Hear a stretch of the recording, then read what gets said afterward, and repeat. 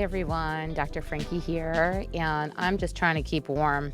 It is so cold, and I know I'm such a wimp. I'm originally from New York City, and now I live in Northern California, and it's been like 25 years that I've been in California, and I have become totally a wimp. So I've got my space heater next to me, the heat's going, and I have a huge wool sweater on, and I'm still cold. So anyway, wherever you are, I hope you're staying warm. And thanks for joining me today and for supporting me, my channel. For those of you that are new to me, I'm Dr. Frankie Bashan, a clinical psychologist who's been practicing for over 2 decades. I'm also a board certified sex therapist and the CEO of Little Gay Book, which is a national LGBTQ plus matchmaking firm that's been around for 17 years. And here I just talk about lots of things that make people uncomfortable, but they're curious about it. And there aren't many people talking about it from an educated, informed place. So I take the opportunity to stand on my platform and kind of speak about things that are taboo, make people uncomfortable, maybe stigmatized, things like that. So I'm glad to be here with you. And I'm grateful to all of my supporters for continuing to show up, comment and share and like the things that I put out there. It reminds me that I'm doing exactly what I should be doing and what feels right to me. That's super in alignment is to do this work. So I will continue to show up and serve in this way as it's incredibly rewarding to me. And I see that people benefit from it. So it just makes sense to keep doing it. So if you're new and you're curious about growing and learning and sometimes getting a little messy in the process, then you've come to the right place. Click below, hit that bell and hit all notifications so that you can find out when I drop my videos. Usually it's, 1 to 3 videos a week. And if you have any topics that you're interested in learning more about or that I haven't covered in the past, I'm always interested in hearing what it is that you want to hear more of or want to hear that I haven't covered. So please post below, let me know.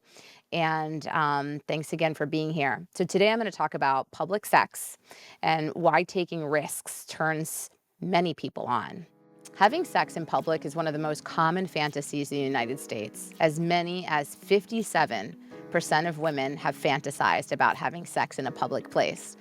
Public sex can be risky, difficult, and even physically uncomfortable. Remember, hooking up in the backseat of a car as a teen, not so comfy. So why is it so appealing to so many people? Here's why taking risks like public sex turns some people on, maybe even you.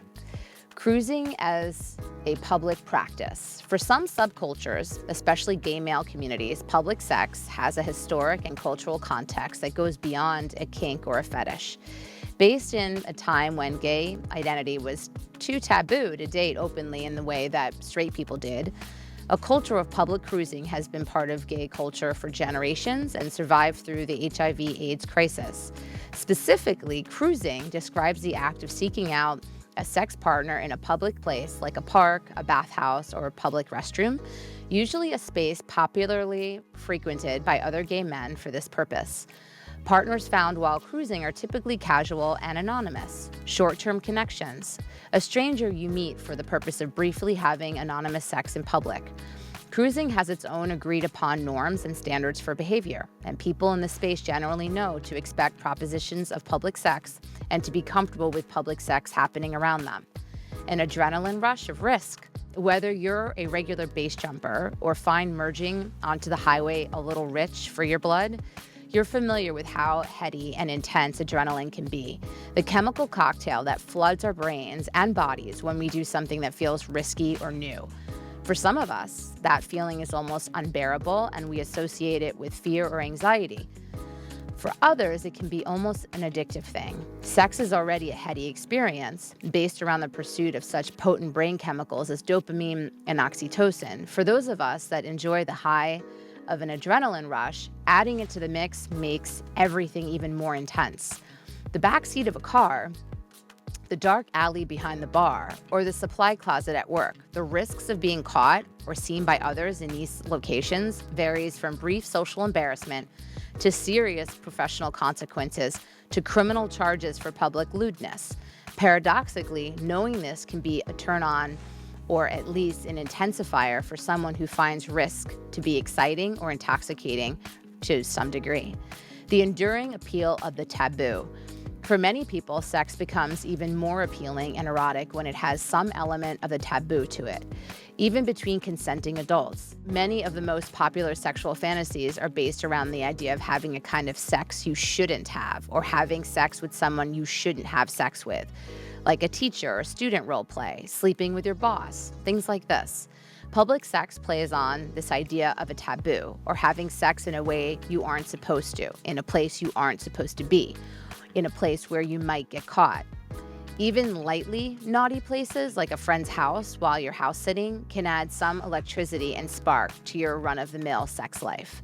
For some couples, doing something bad or against the rules like public sex heightens the intensity and excitement of sex, as well as the emotional connection. It can be a powerful bond to get away with doing something together, bringing you closer and letting you share the rush of pulling off something you weren't supposed to. Exhibitionism for its own sake. For some people who enjoy public sex, the rush isn't about avoiding being caught, it's about the thrill of being seen. For exhibitionists, the idea of being watched or seen in a sexual context is a huge turn-on. Having sex in a situation where they might plausibly be witnessed or where they can plausibly fantasize about an audience can heighten the intensity and enjoyment of sex. For an exhibitionist, even having sex in a high-rise apartment with the windows open or in a field where hikers could potentially pass by can be a fulfillment of a fantasy. Exhibitionism can be about the thrill of taboo, but also about your own desirability. The idea of having an audience and imagining them turned on by watching us can make us feel desirable and empowered by our own sex appeal, even if it's a hypothetical audience we fantasize about while having sex in public or semi-public. That's what I have for you folks today.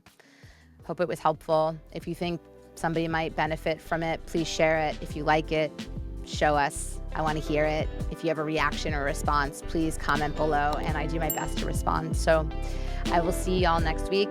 Kisses, hugs, take really good care. Bye, everyone.